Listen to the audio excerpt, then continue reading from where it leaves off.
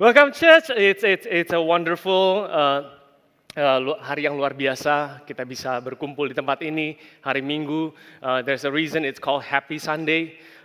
Kalau dilihat kehidupan kita aja mungkin nggak banyak yang bisa di-happyin mungkin. But why it's Happy Sunday? Because God, Tuhan ada di tengah-tengah kita. Amen. Pagi hari ini kita masih dalam tema yaitu handling failure. Itu kita di bulan ini yang adalah minggu yang terakhir. Kita berbicara mengenai handling failure, and the title that's being given is All Things New. Segalanya menjadi baru, handling failure. Kalau dalam minggu pertama, kedua, dan juga minggu ketiga, kita belajar dari kitab Yosua, mungkin nggak minggu ketiga, karena minggu ketiga, another beloved, Pastor Daniel Hanafi, sharing such a great sermon last week. Tapi dalam tema handling failure ini, kita berbicara dari Yosua 7, kemudian 8, bagaimana cara kita untuk bisa handle failure dari lensa daripada seorang Yosua, yang pada saat itu dia baru saja menang kemenangan yang bukan biasa-biasa saja, yaitu dia berhasil menaklukkan kota Yeriko hanya dengan muter-muter, bersorak-sorai. Bukan hal yang biasa, dan saya percaya dan bahkan Alkitab mengatakan negara, kota-kota sekitar itu gempar dengan kejadian itu. So, it's easy untuk kita mungkin datang ke Tuhan pada saat kita bermasalah gitu. Tapi seringkali sangat menantang, sangat berupa suatu tantangan kalau kita datang ke Tuhan pada saat kita oke. Nah, itu yang terjadi kepada Yosua pada saat semua oke, dia lupa lari ke Tuhan. Dia meninggal, dia pikir pasti bisa, oke, what is the next city? Bring it on, gitu. Kayak saya waktu punya anak pertama happen to be gampang diurus, gitu. Terus saya bilang, ini punya anak susah, siapa yang bilang? Kerjanya tidur, bangun, dikasih nangis, dikasih air, nggak usah susu, dikasih air aja udah diem, gitu. Bring it on, the moment I say bring it on, waduh, anak kedua saya, but it's also one of orang yang saya kenal yang hatinya itu memang very soft. You guys, if you know him, he's someone yang will be there for you. The moment I say bring it on, tapi saya belajar yang ketiga. Saya udah nggak bilang bring it on. Saya bilang Tuhan ajar aku. Aku nggak ngerti caranya gimana. Baik, kita belajar mengenai Yosua di mana Yosua gagal karena ada sesuatu yang terjadi, dia masuk ke kota Ai dan kemudian dia kalah, dia datang ke Tuhan, dia bilang kenapa kalah, kenapa gini semua, saya nggak tahu saudara pernah ngalamin itu, tapi saya ngalamin itu. Kenapa Tuhan? Dan Tuhan bilang something is wrong there, something is wrong, ada sesuatu yang salah, dan Tuhan buktikan, Tuhan katakan, Tuhan bukakan, di pasal 7, kemudian di pasal 8, Tuhan memberikan how to fix it. Kalau kita berbicara mengenai get up untuk kita cari Tuhan, kedua adalah get smart, how to fix it. Tuhan adalah Tuhan yang praktis. Dia akan memberikan kita cara-cara yang praktikal. God is not just God up there, but God is also God down here. Tuhan adalah Tuhan Allah yang mengerti. Dia menjalani kehidupan kita. Tapi kalau 2 minggu kita berbicara mengenai what to do and how to fix, ayatnya di minggu ini berbicara mengenai handling the essential. Jadi mengatasi hal-hal yang core. Yosua sudah dibukakan masalahnya, sudah dibantu fix, dikasih arahan yang jelas bagaimana kita belajar bahwa Yosua itu disuruh attack terus kesannya kalah, mundur, tapi udah ada prajurit di sekitarnya yang akan menguasai kota tersebut. Sangat strategik, sangat tactical of how to fix. But again, Yosua 8:30-35 yang kita akan baca pada pagi hari ini berbicara mengenai esensi. Jadi Yosua pada saat itu dikatakan bahwa yang praktikal dia sudah lakukan, dia balik kepada hal-hal yang penting untuk dia sadari. Kenapa? Karena seringkali permasalahan itu bukan ada di masalahnya, tapi ada di dalam pikiran kita. Dealing with the core problem. Mengatasi masalah-masalah yang core. Because kenapa? Battles are still ahead. Banyak tantangan yang akan kita alami sebagai orang-orang percaya. Kita nggak dijanjikan life without problem. Tapi malah melalui battle tersebut kita bisa melihat Tuhan itu nyata dan besar. Hal-hal yang praktikal sifatnya operasional. Fokus ke case by case. Mengatasi isu terkait. But the downside adalah not one size fits all solution. Nggak bisa satu hal dipakai buat semuanya. Hari ini sakit kepala, minum Panadol beres. Besok sakit kepala, minum Panadol belum tentu beres.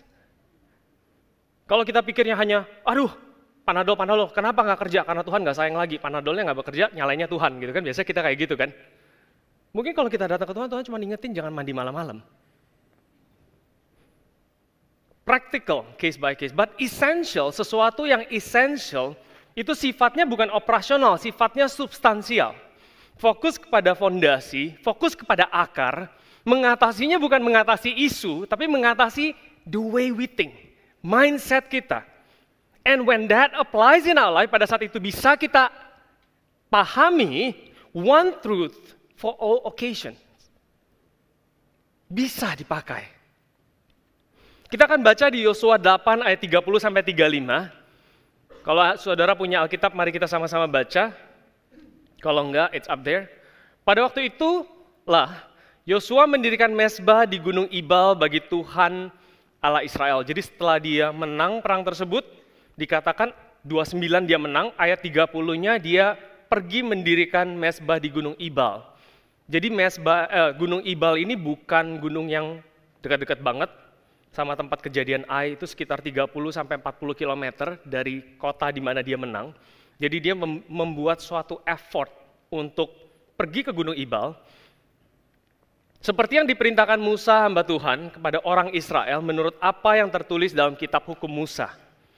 Suatu mezbah dari batu-batu yang tidak dipahat. Oke.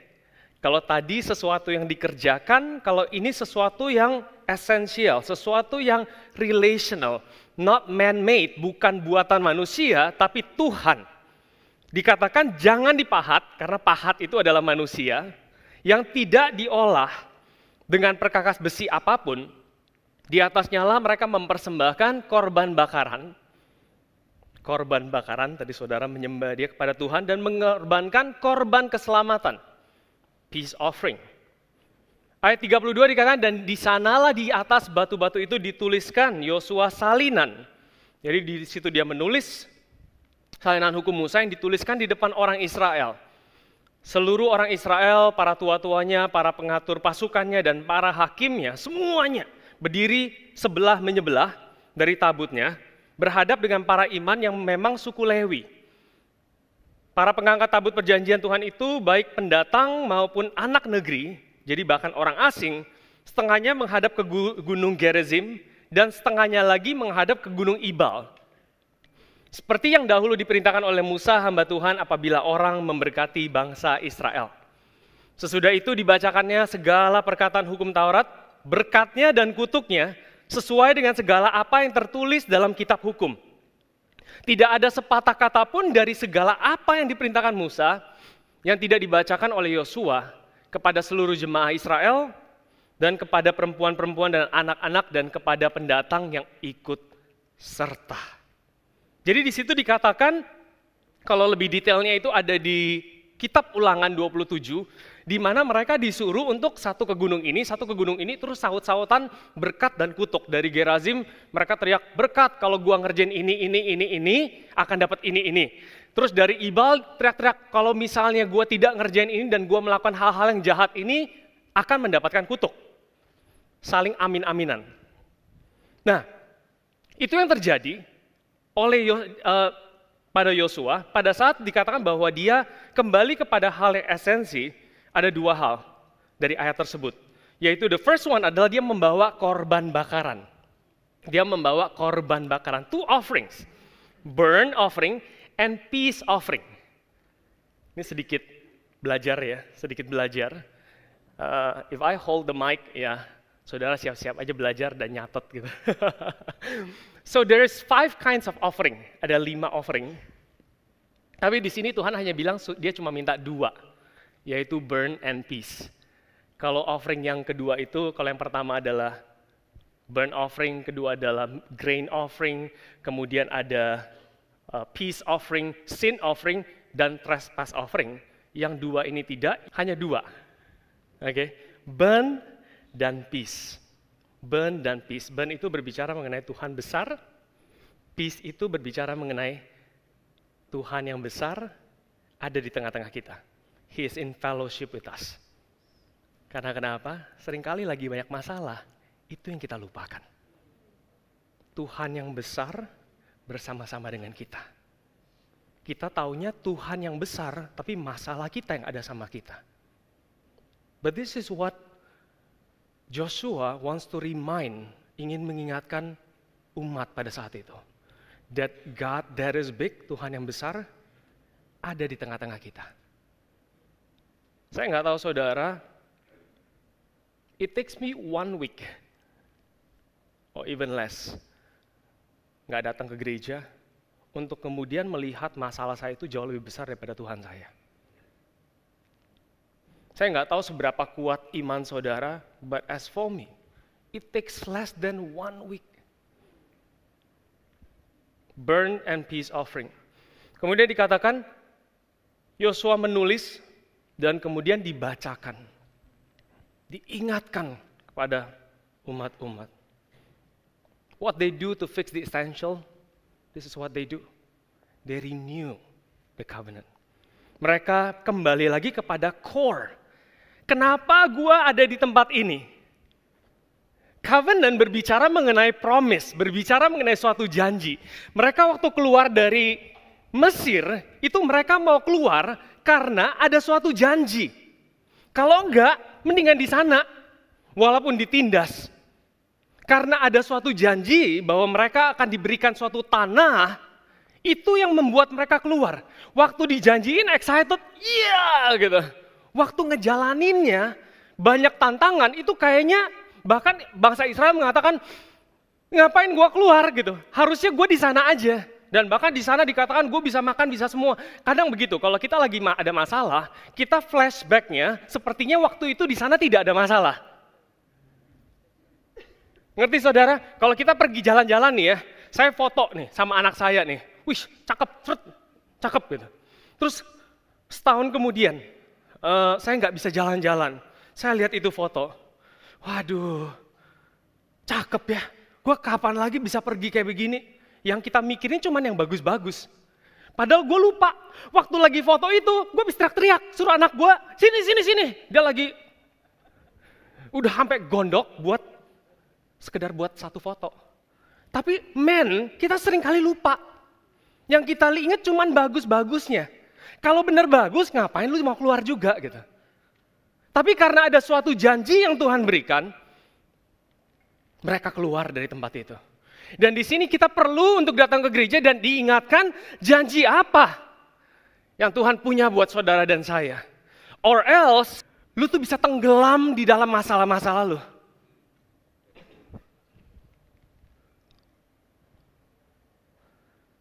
Masalah-masalah seringkali membuat kita mau give up janji Tuhan. I don't want this anymore. Gua nggak mau lagi. But I hope this morning will be a place where God's covenant, janji Tuhan itu diperbaharui dalam kita. Not a journey towards nothing, but a journey, satu perjalanan kepada sesuatu yang besar yang Tuhan siapkan buat kita. Amin. Covenant. We are a people of covenant. Kita adalah orang-orang yang memegang janji. Bukan cuma sekedar orang-orang yang dipanggil untuk beresin masalah 1, masalah 2, masalah 3, karena abis ini ada masalah 4, masalah 5, masalah 6. Kalau itu adalah tujuan hidupmu, you're gonna find yourself lost. Karena masalah akan selalu ada. Tapi pada saat kita berpegang pada janji, covenant. God is a covenant making God, is a covenant keeping God. And kita, we are a people of covenant. Pada saat kita berbicara mengenai new covenant, I was praying, God, kenapa gue dapat topik seperti ini Tuhan?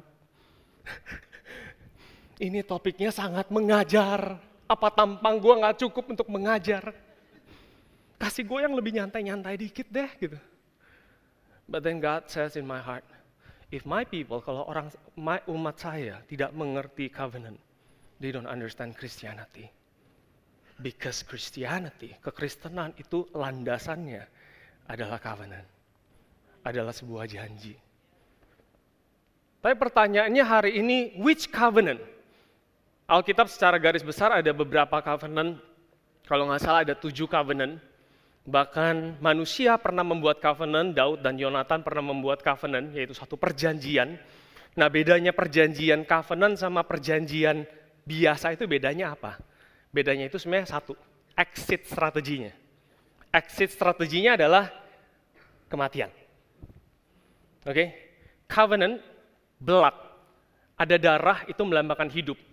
Jadi pada saat kita membuat covenant, yang kita katakan adalah my exit is death. Hanya maut yang bisa memisahkan. Wah, lagi ngomongin apa nih marriage? Exactly. Salah satunya. Orang yang membuat covenant untuk memberikan dirinya untuk dalam suatu pernikahan, dan dia katakan till death do us part, basically yang dia katakan adalah if I make it simple, kalau itu kan terlalu liturgis lah ya. Basically yang dia ngomongin gini, kalau gue sempat berpikir mau cerai, gue mesti mati dulu. Gue mendingan mati dibanding cerai. Because hanya bisa keluar melalui death. That's covenant. Tapi sekali lagi kita percaya bahwa covenant yang dibuat oleh manusia itu bisa gagal. Amin. Bisa gagal. Walaupun there's the power in the covenant itself. I'm not here kalau saudara mungkin mengalami kegagalan pernikahan. I'm not here to condemn you. We understand, it's not easy. The battle, peperangan yang kita alami sehari demi hari itu nggak gampang. But the question is, which covenant? Covenant apa sih? Yeremia, mari kita baca buku Yeremia. Kalau Yosua kembali kepada covenant Musa, apakah kita juga kembali kepada perjanjian Musa? Ini satu, when you read the Bible, that's why pada saat kita baca Alkitab, kita mesti lihat konteksnya. Kalau enggak, semuanya itu buat kita.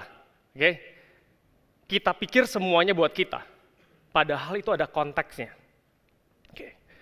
Yeremia 31 ayat 31 sampai 34. Mari kita baca. This is for us. Ini buat kita, oke? Okay? So you want to hold on to this, saudara mau catat ini. Sesungguhnya akan datang waktunya, demikian firman Tuhan, aku akan mengadakan perjanjian baru dengan kaum Israel dan kaum Yehuda. Oke? Okay? Dengan spesifik ayat 32 dikatakan, bukan seperti perjanjian yang telah kuadakan dengan nenek moyang mereka pada waktu aku memegang tangan mereka untuk mereka keluar dari tanah Mesir. So specifically dibilang, bukan yang itu. Oke, okay? Kalau kita baca kitab Yosua, habis itu kita besok ke Mount Ebal dan teriak-teriak Gerazim dan Mount Ebal, that's gonna look ridiculous. Because that's not, firman dikatakan tidak, bukan yang itu. Karena dikatakan perjanjianku itu telah mereka ingkari. So the covenant, perjanjiannya udah gagal. Di bagian manusianya terutama. Bukan terutama, karena itulah gagal. Meskipun aku menjadi Tuhan yang berkuasa atas mereka, demikianlah firman Tuhan. So you have to understand, saudara ini ada di dalam perjanjian baru, bukan perjanjian lama. Kalau perjanjian lama itu penuh dengan conditional, bahwa Anda harus melakukan ini, baru aku berkati, Anda harus tidak melakukan ini, baru tidak terima kutuknya. The new covenant is different. The new covenant is different. And God speak in my heart, you know how many people, berapa banyak orang yang nggak tahu. Mereka datang ke gereja, tapi mereka nggak tahu. Saya tanya Tuhan, bagaimana cara saya menggambarkan covenant dengan lebih praktikal? Oke? Saya mau memberikan ilustrasi yang akan membuat mungkin orang-orang sedikit bingung. Tapi intinya, poinnya saya akan jelaskan. Covenant itu adalah suatu perjanjian. Satu waktu saya menggambarkan di dalam kepala saya, covenant itu seperti asuransi jiwa. But saya gambarkan covenant itu sebagai asuransi. Jadi ada pemberi manfaat, yaitu asuransi, perusahaan asuransinya, membuat satu perjanjian dengan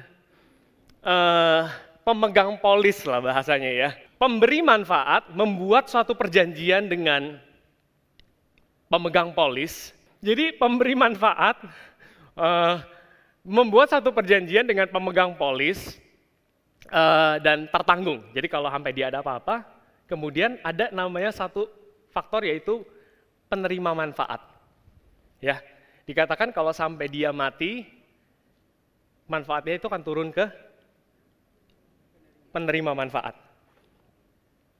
Di perjanjian lama, God made covenant. Tuhan membuat covenant dengan manusia. Tapi manusia, Israel saat itu, gagal bayar premi. Akhirnya perjanjian ini tidak jadi. Tidak bulat gitu. Karena gagal premi. Disuruh taat, tidak taat. Disuruh melakukan ini, oleh karena itu baru Tuhan bisa memberikan manfaatnya. Dia tidak memberikan janji ya. Saya akan pakai bahasa manfaat ini karena saya menggunakan ilustrasi, but memberikan janji. Katanya adalah janji. Tidak bisa memberikan janji karena gagal di bagian satunya lagi, premi lagi kan. Karena preminya gagal. Sedangkan di dalam New Testament, God make a covenant with himself. That is his son. Anda sebagai penerima daripada New Covenant ini, posisi Anda hanya sebagai penerima manfaat. Jadi kalau lu gagal, nggak ngefek sebenarnya. Karena yang nggak boleh gagal itu adalah pemberi manfaat dan pemegang polis. Kewajiban dan manfaatnya itu dan janjinya itu harus ditepatin. Dan dikatakan, Alkitab dikatakan, bahkan dikatakan satu ayat bahwa pembuat covenant itu namanya testator, tidak ada efeknya sampai testator itu mati. Kalau testator itu mati, langsung janji ini tersil, bam, dan turun ke penerima manfaat. Saya nggak tahu saudara, sometimes di dalam kehidupan kita, we think ourselves too big. Kita berbicara kalau sampai gua gagal, Tuhan gagal. Sebagai penerima manfaat, Anda cuma bisa membuka tangan. Bayar premi aja nggak sanggup, mungkin. Menepati janji aja nggak sanggup. Kita hanya sebagai penerima manfaat, beneficiary, the church. The one who make a covenant. In new covenant is not God and man, but God and himself. Bahkan Abrahamic covenant kalau saudara pelajari, God didn't make covenant sama Abraham. Namanya doang Abrahamic covenant. Karena janjinya diterima sama Abraham. But God make covenant, Tuhan membuat perjanjian dengan dirinya sendiri. Karena kenapa? Waktu itu Abraham dibuat tidur. Terus dia buatlah covenant tersebut. You have to understand. Saudara perlu menyadari ini. Because being a Christian, menjadi orang Kristen itu bukan tick for tack sama Tuhan. Kalau gue ngerjain ini tuh gue dapat ini, kalau gue ngerjain itu gue dapat ini. No, it's a journey, satu perjalanan. Yeremia 31 ayat 33, this is the content saudara. Kalau tadi hanya yang bukannya apa dikasih tahu, nah ini dikasih tahu kontennya. Tapi beginilah perjanjian yang kuadakan dengan kaum Israel sesudah waktu itu. Demikianlah firman Tuhan, aku akan menaruh Tauratku dalam batin mereka, dan menuliskannya dalam hati mereka, maka aku akan menjadi Allah mereka, dan mereka akan menjadi umatku. Ayat 34, dan tidak usah lagi orang mengajar sesamanya, atau mengajar saudaranya dengan mengatakan kenallah Tuhan, sebab mereka semua besar kecil akan mengenal aku. Demikianlah firman Tuhan, sebab aku akan mengampuni kesalahan mereka, dan tidak lagi mengingat dosa mereka. New Covenant people, I want to introduce 5 janji, yaitu 5 benefit yang Tuhan punya buat saudara. Banyak dari saudara mungkin sebagai penerima manfaat, bukan saja saudara tidak klaim, tapi bahkan saudara tidak tahu kalau warisan itu ada. Doa Efesus seorang Paulus mengatakan, that your eyes of understanding will be enlightened. Untuk bisa melihat warisan daripada Tuhan. Dikatakan biar mata lu dibukain. Doa saya pagi hari ini, bukan cuma kita bisa melihat, tapi kita bisa claim. Amin.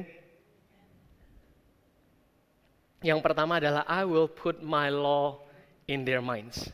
Aku akan taruh Tauratku dalam pikiran mereka. Kalau bahasa Indonesianya itu batin. Batin ya. Ini keren sih.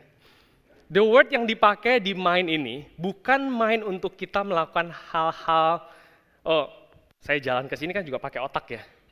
Itu kalau di dalam bahasa Grekanya, itu pakai kata dianoia. Jadi satu pemikiran untuk kita melakukan hal-hal yang praktis. Tapi yang dipakai di kata ini adalah nous. Jadi dikatakan nous ini secara definisi adalah kemampuan mental yang dibalik di benak. Kata Indonesia tepat banget, kata Inggrisnya hanya main-main doang. Tapi di batin kita, bukan dianoia seperti pemikiran sehari-hari, untuk memahami kebenaran yang tidak berubah. Jadi satu pengertian yang akan mendrive kesehari-harian kita, tapi bukan cuma itu, tapi sesuatu yang core, sesuatu yang di belakang, sesuatu yang kita nggak bisa proses kadang-kadang. Tapi itu yang actually membuat kita mengambil pikiran-pikiran dan langkah-langkah yang kecil. I will put my law, Taurat akan ditaruh di dalam pikiran kita.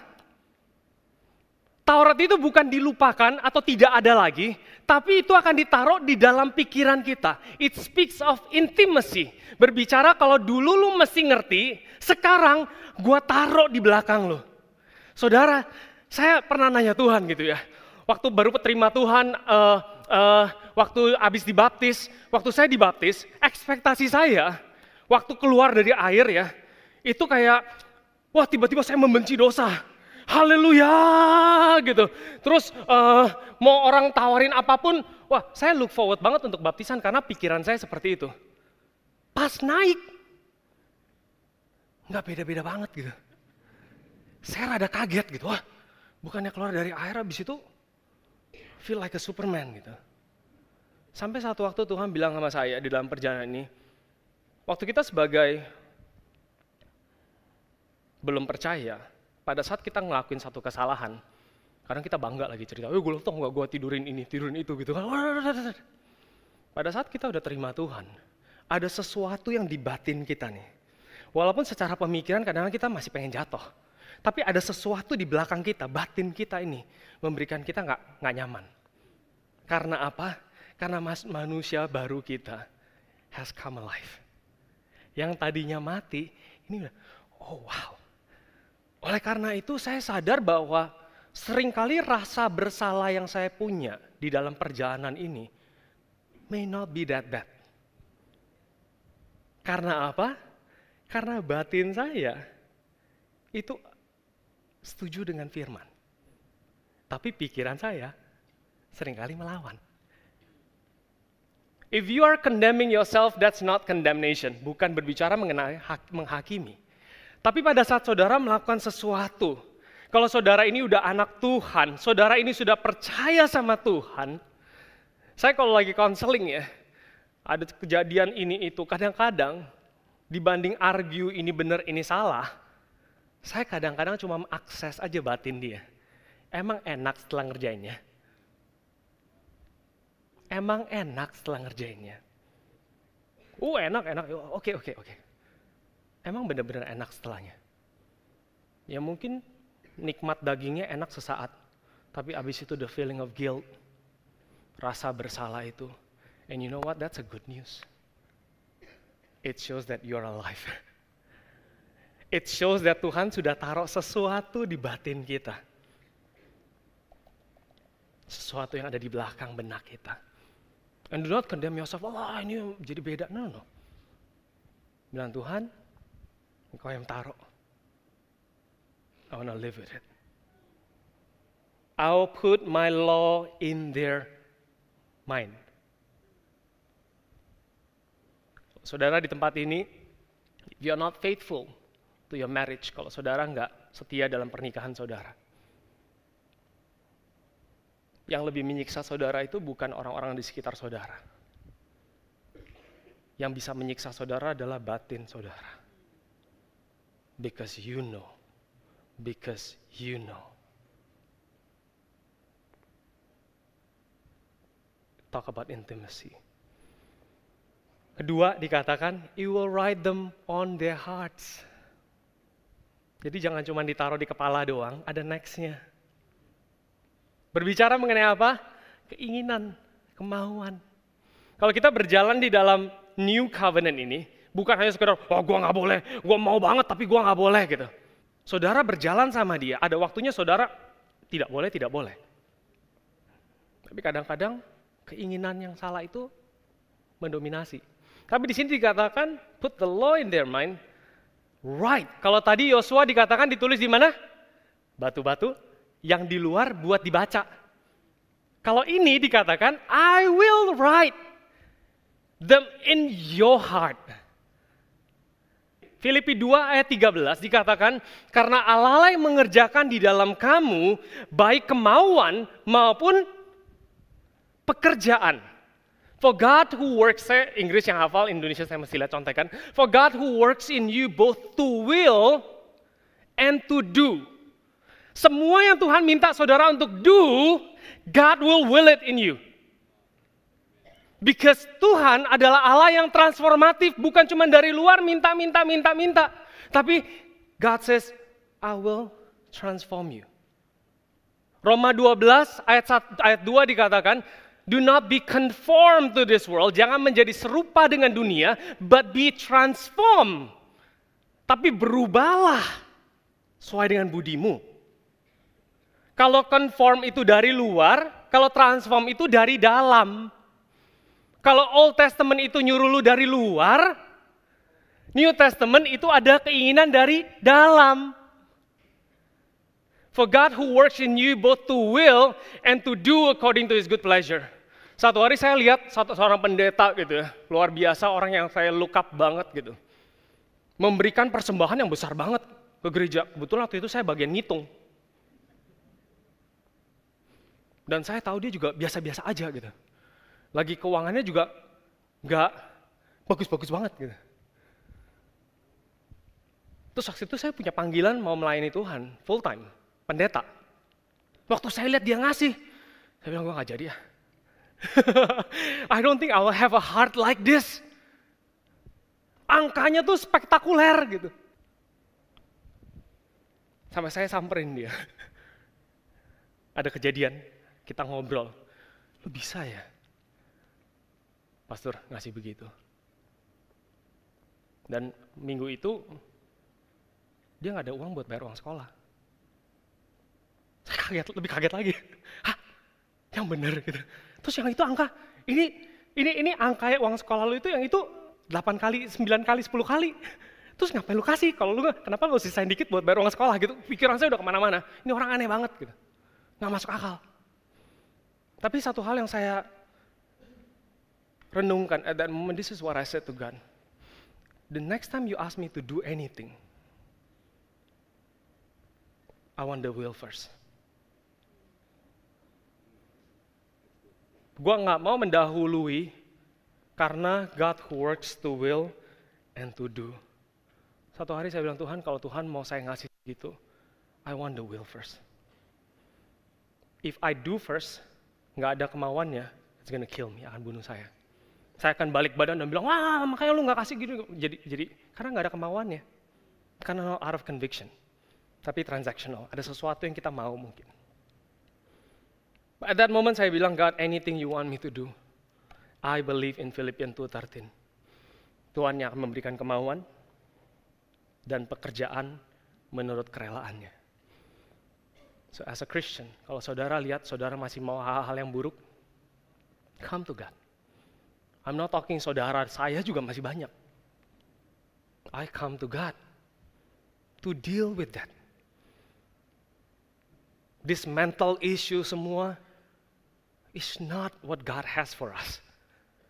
Mental issue tuh dari luar suruh apa, tapi dari dalam kagak bisa, akhirnya tidak pernah ketemu, akhirnya jadi mental.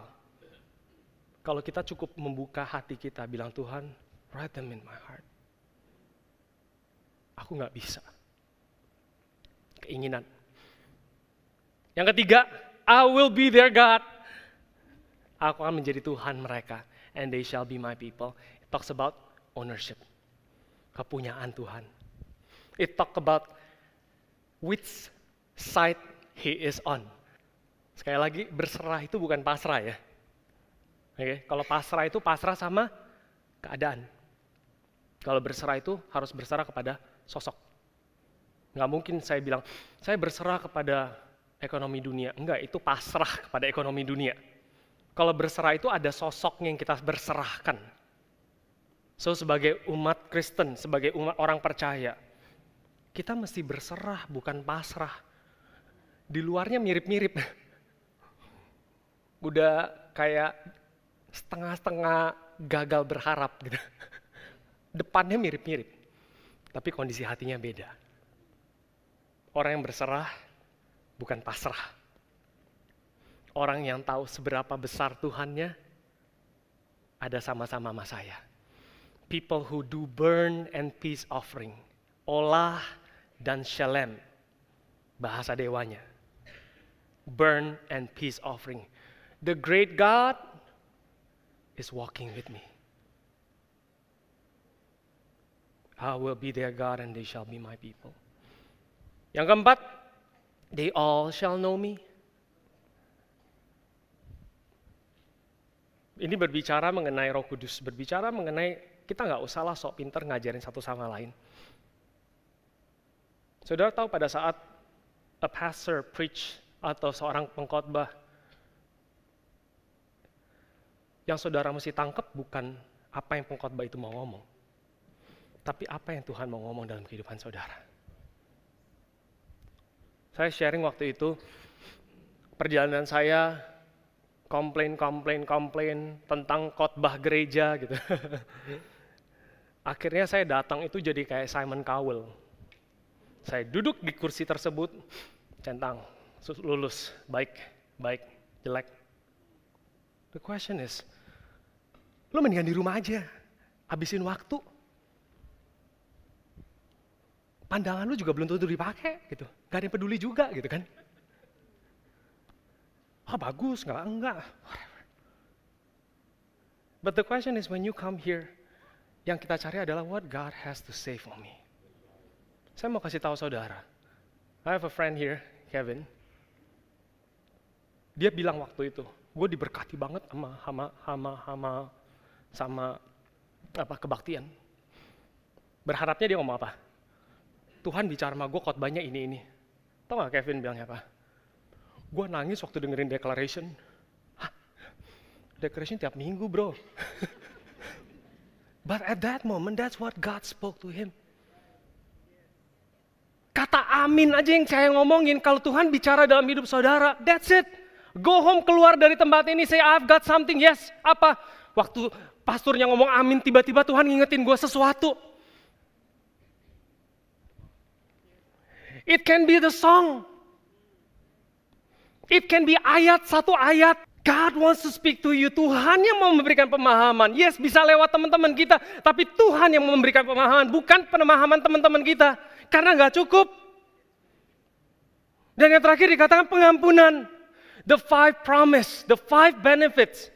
I will forgive their iniquity. And their sin, I will remember no more. Mungkin 90% bilang, gue udah tahu itu. But I want to tell you, you don't know enough. Saudara belum cukup tahu. Saya belum cukup tahu. Saya akan gambarkan dengan satu gambaran ya. Mengenai satu proses yang Tuhan mau bawa kita. Dari orang yang tahu seberapa dia itu diampuni. Prosesnya kurang lebih seperti ini. Saudara tahu kata ketaatan? Gereja selalu berbicara soal taat. Amin. Tapi saudara tahu nggak, taat itu adalah hasil daripada sesuatu yang lain. Kalau saya nggak kenal Pastor Ando di tempat ini, dia suruh saya, udah abis ini ya, lu pergi ke sini. Atau lebih ekstrimnya lagi, Tuhan bicara sama gue ya, jangan Tuhan bicara lah ya, anggap lu bukan Pastor Ando. Abis ini, kamu pindah, anak-anak kamu tuh 4-4-nya, pindah ke Amerika. Misalnya. Kalau saya nggak kenal Ando, kalau saya nggak tahu bahwa sosok ini sayang sama saya paling nggak, sayang sama masa depan dan anak-anak saya, buat apa saya taat sama dia? Banyak orang Kristen yang nggak bisa taat sama firman, nggak bisa taat sama Tuhan karena nggak mengenal Tuhannya. Kita paksa. Kalau kemarin di YC service saya bilang, itu kalau antara kasih dan ketaatan itu seperti gas sama speedometer. Kalau kita tahu kita dikasihi, dia akan naik. Banyak orang Kristen di main gereja-gerejaan tahu ngapain? Mainin speedometer. Akhirnya patah. Akhirnya palsu. Gak jalan sama orang yang gak jalan, gak tahu dia siapa, tiba-tiba ngasih Alkitab suruh ngerjain itu. Ketaatan di dalam New Covenant bukan seperti Old Covenant. Old Covenant lu gak usah tahu apa-apa, pokoknya gue sebagai Tuhan lo. It happens to Israel. Cuma satu negara, satu nation. Tapi in the New Testament, it's given to all. Diberikan kepada semua. Kita mesti sadar bahwa ketaatan itu adalah hasil daripada kasih. Because the Bible said, if you love me, dikatakan kalau engkau mengasihi aku, you will obey my commandments. If you love me, jangan dibalikin. Mencoba membuktikan kasih dengan ketaatan. No, that's not what the Bible said. It's conditional. If you love me, kalau saudara mengasihi Tuhan, saudara akan bisa taat gampang sama dia. Seberapa saudara mengenal Tuhan, seberapa saudara bisa taat. Seberapa saya kenal Pastor Ando dan kasihnya, walaupun kemampuannya tidak banyak, karena saya juga butuh yang itu, karena saya bukan cuma butuh sosok yang bisa mengasihi saya, tapi saya juga butuh sosok yang punya kekuatan untuk membantu saya.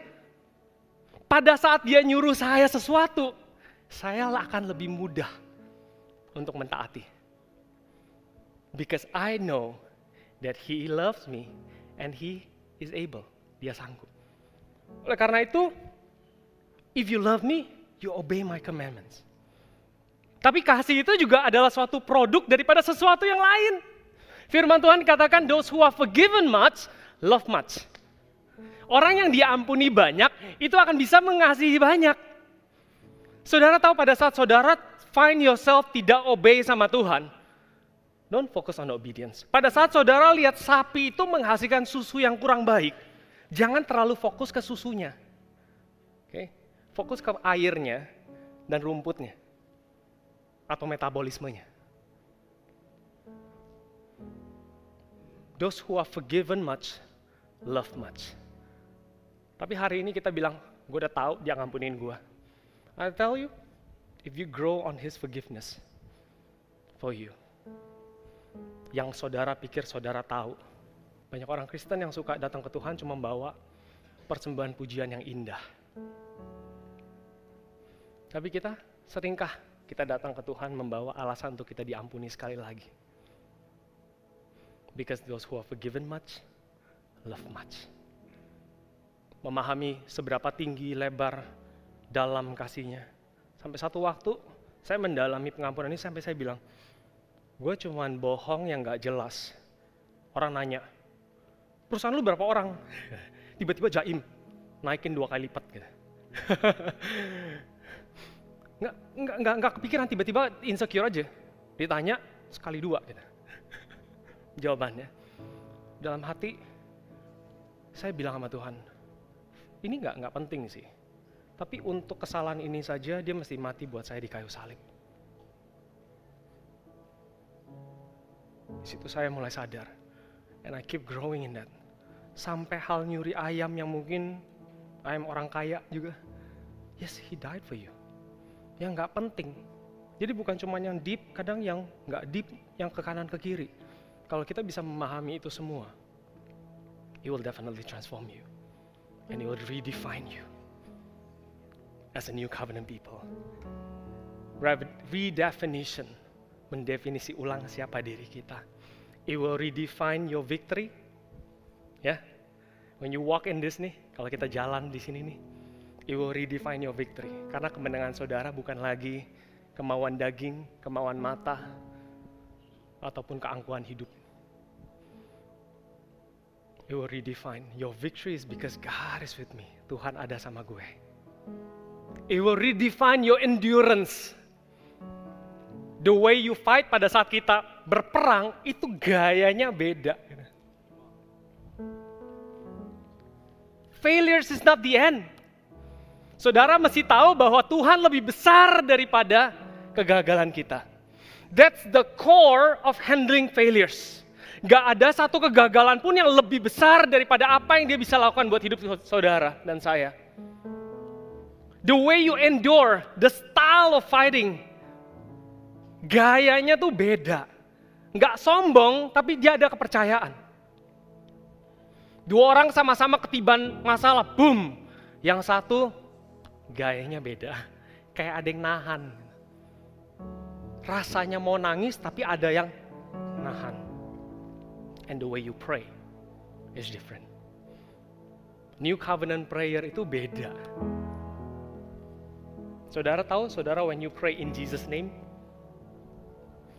itu kalau ambasador dikirim in the name of Indonesia, itu berbicara mengenai keinginan Indonesia yang disalurkan untuk ambasador itu negosiasi. He come in the name of Jesus adalah kata untuk Anda klaim manfaat, promises yang Tuhan sudah siapkan buat kita. Not just you want to know what it is, but you want to claim it. Saudara katakan, aku mau. What does it take untuk gue bisa masuk dalam proses claim ini? Ask your pastors, ask your coach, ask the iCare leader, apa yang harus aku lakukan? Mengenal dia salah satunya, baca firman-Nya. Polis dibaca, ya, kalau yang beli asuransi. Oke, polis dibaca. Bukan cuma gak dibohongin, tapi saudara bisa klaim manfaat yang keluar daripada perjanjian itu. And you can stand firm. You can be a people of new covenant. And you look different. Mari kita bangkit berdiri.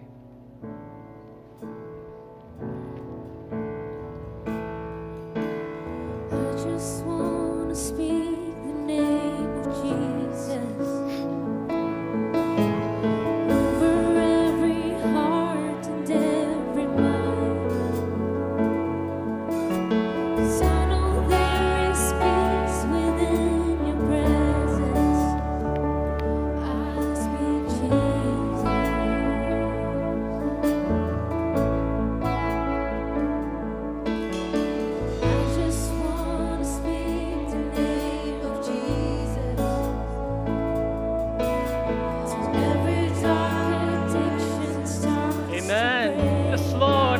Amen to that. Declaring there is hope and there is freedom. I speak Jesus.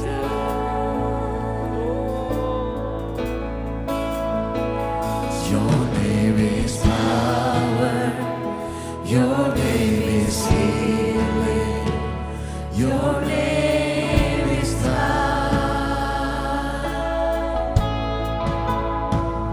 break every stronghold, shine through the shadows, burn like a fire.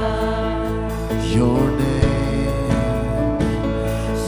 name is power.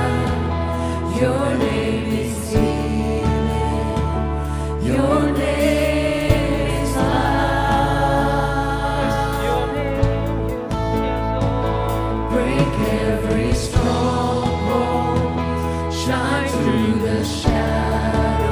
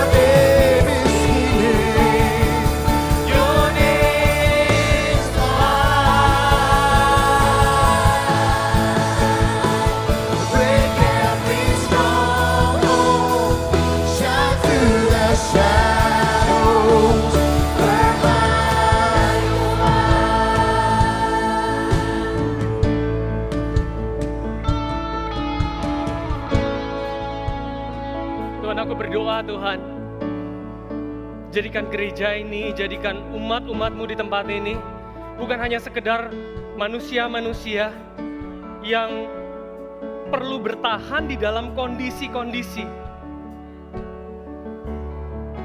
tapi jadikan kami orang-orang yang memegang janji. Jadikan kami orang-orang yang berubah dari dalam keluar. We are tired of hypocrisy. Kami capek namanya pura-pura. Hari ini kami buka tangan kami buka hati kami. Tuhan, Engkau merubah kami. Engkau mengubah kami dari dalam, Tuhan. You are God, Tuhan, Engkau Tuhan Allah, and we know that you are able. Bukan persuasif, bukan hanya meyakini dari luar. Tuhan, aku berdoa pagi hari ini, biar iman demi iman timbul di dalam hati anak-anak-Mu di tempat ini. Biar apapun yang kami kerjakan, it's not about right and wrong, it's not merely about benar atau salah, tapi ada sesuatu, ada iman di dalam hati kami untuk mengatakan, yes, this is from the Lord. Mungkin orang sekitar kita akan bilang, that's not right. Tapi karena ada iman yang Tuhan taruh, gak ditaruh di tempat dia, tapi taruh di dalam hatimu. Dan saudara bisa katakan, I will persevere. Aku gak akan menyerah karena aku ada iman ini. God just promised me that He will walk with me. And I'm here. Aku akan menghadapi segala masalah-masalahku. Bukan dengan gagah perkasa, tapi karena ada iman dari benak, dari dalamku. Untuk mengatakan, you are not bigger than my God. Masalah engkau gak lebih besar daripada Tuhanku. Dan bukan dibuat-buat, tapi ada sesuatu yang dari dalam, yang meluap, yang membuat Anda dan saya bisa mengatakan itu. Thank you Lord. Saat ini aku berdoa segala sakit penyakit, segala hal-hal, rintangan-rintangan, segala tembok yang ada di depan kami Tuhan saat ini, bukan dengan gagah perkasa kami, tapi with you with us. If God is for us, kalau Tuhan ada di pihak saya, who then can be against us? Siapa yang bisa melawanku? Saat ini aku berdoa di dalam nama Tuhan Yesus. Di dalam nama Tuhan Yesus. Break every wall, break every stronghold. In the name of Jesus. Segala sakit penyakit saat ini kami hadapkan dengan Tuhan Allah, Jehovah Rafa. Segala kekurangan kami hadapkan dengan Jehovah Jireh, Allah penyedia. In the name of Jesus. In the name of Jesus. Shout Jesus from the mountain, Jesus in the street, Jesus in the darkness over every enemy, Jesus for my family, I speak the holy name, Jesus.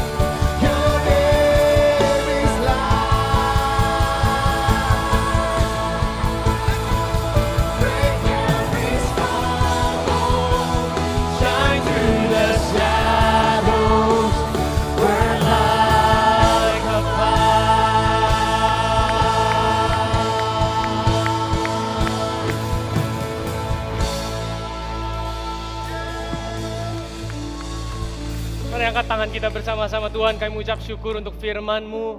Kami mengucap syukur untuk waktu ini Tuhan. Kami bisa berjumpa, kami bisa dikuatkan. Bahkan bukan cuma dikuatkan, tapi kami bisa ditransformasi.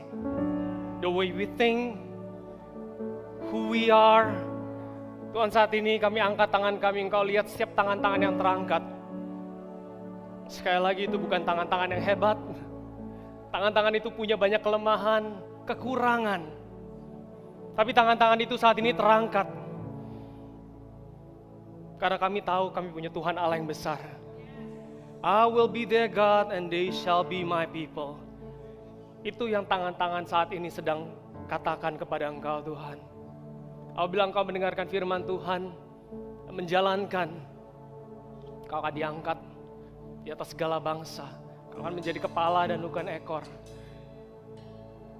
Engkau akan diberkati pada saat Engkau masuk, pada saat Engkau keluar. In the name of Jesus.